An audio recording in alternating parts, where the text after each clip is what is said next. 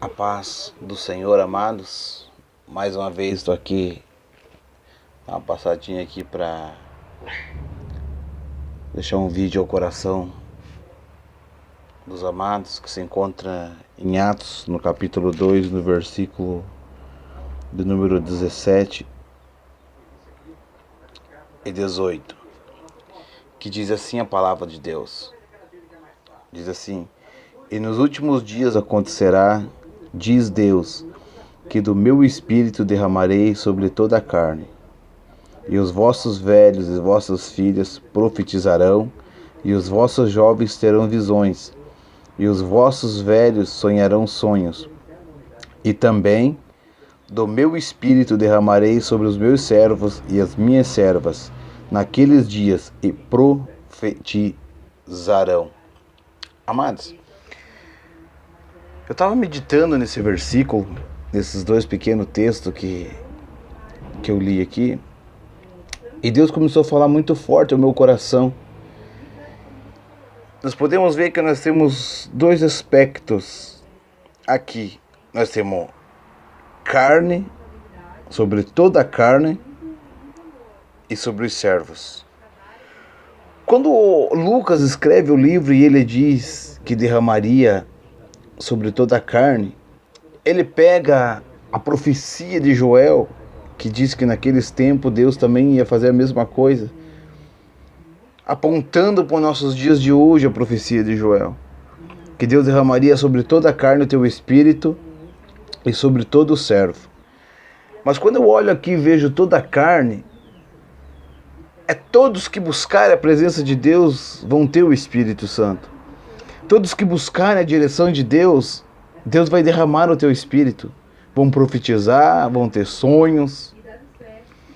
Só que nós vamos olhar que Deus, depois disso, Deus fala assim: também derramarei sobre os meus servos. Então nós temos não servos e temos servos. Só que muitas vezes porque nós profetizamos, falamos em língua estranha, deixamos Deus nos usar, nós achamos que nós estamos salvos. Achamos que nós somos diferentes dos outros e nós não somos. Porque Deus aqui, ele faz uma separação. Deus, ele faz uma separação das carnes, de toda a carne,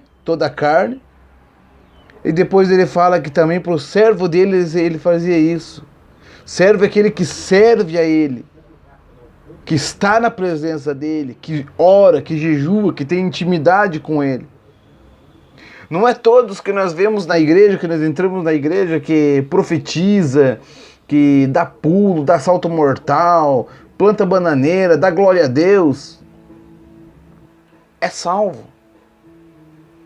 Às vezes vem alguém e entrega uma profecia. Nossa, o irmão é usado, entregou uma profecia, esse é de Deus, e às vezes não é. Deus derramou o Espírito sobre a vida dele porque ele buscou. Ele pagou o preço para aquilo. Mas isso não quer dizer que a nossa vida está sendo salva. Não quer dizer que nós, sendo usados por Deus, nós estamos salvos. Porque a Bíblia leva nós num caminho que diz assim, que quando nós estamos na presença de Deus, para ser salvo, temos que ter obediência à tua palavra. O apóstolo Paulo diz que muitas vezes a pessoa fala assim: é batizada com o Espírito Santo, fala em língua pelo Espírito Santo. Não. Se nós for olhar para a palavra de Deus, o Espírito Santo, ele lhe concede que você fale em língua estranha.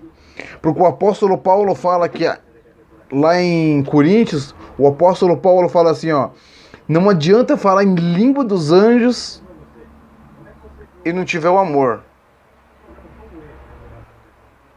Não quero entrar aqui na parte do amor, mas eu quero entrar aqui na área das línguas, que é o dom de Deus. Quando o apóstolo Paulo fala assim, falar em língua dos anjos. Se nós for olhar na palavra de Deus, Deus, ele vai dizer assim, que o Espírito Santo que lhe concede para falar em línguas estranhas. Não é o Espírito Santo que fala em língua estranha, mas ele lhe concede que você fale a língua dos anjos. Então tem uma permissão do Espírito Santo. Então, quando nós somos batizados com o Espírito Santo, independente se nós somos fiel ou infiéis, o Espírito Santo vai lhe conceder que você fale em língua estranha. E não é por isso que nós estamos salvos. Às vezes tem muitas pessoas dentro da igreja que acham bam, porque fala em mistério, porque pula, porque profetiza, porque Deus usa, porque Deus faz... Ei, nós somos atalaia.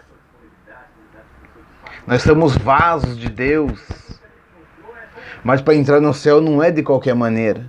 Para entrar no céu nós temos que ter uma comunhão com o Pai. Para entrar no céu nós temos que pregar o reino de Deus. Irmão, eu conheço um pastor, irmão, pensa num homem abençoado de Deus. Esse sim, ele prega o reino de Deus. Ele não sai. Tudo que ele vai pregar, ele fala sobre o reino. Porque é aquilo que o Espírito Santo lhe concede que fale. Porque o Espírito Santo guia toda a verdade. Jesus, quando veio na terra, ele veio para quê? Para pregar o reino do céu. O apóstolo Paulo disse que aquilo que é invisível, nós temos que se tornar visível para o povo, que é o reino de Deus.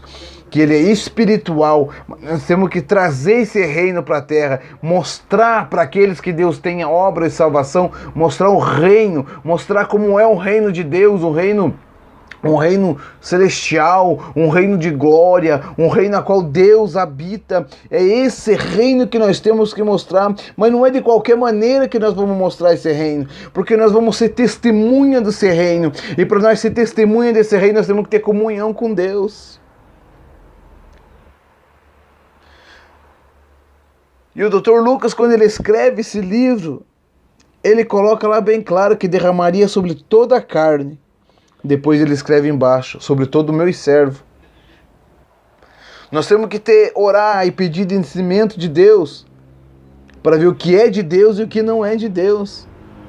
Porque tem muitas pessoas que profetizam hoje coisas que não é de Deus. Muitas pessoas vão e entregam algo que não é de Deus.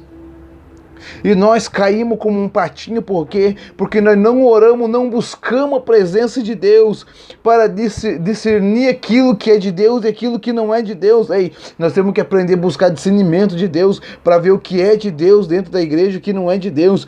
E é por isso que muitos crentes estão morrendo, porque recebem uma profecia que não é de Deus, não se cumpre.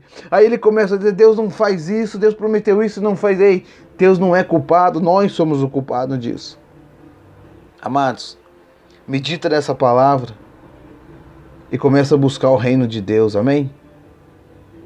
Começa a buscar realmente o Espírito Santo para que ele venha mudar a nossa história, a nossa vida. Porque não é todos que falam Senhor, Senhor que entrará no reino do céu. Jesus diz, muitos dirão, expulsarão demônios em meu nome, mas não é todos que vão entrar lá. Não é mais tempo de ninguém brincar com o Espírito Santo de Deus. Amém? Que nós devemos ficar na posição de Jeová e sempre em oração e jejum para que Deus venha habitar nas nossas vidas e nós ver o que é de Deus e o que não é de Deus, o que é puro, o que é impuro. Amém? Que Deus abençoe a todos e fiquem com Deus.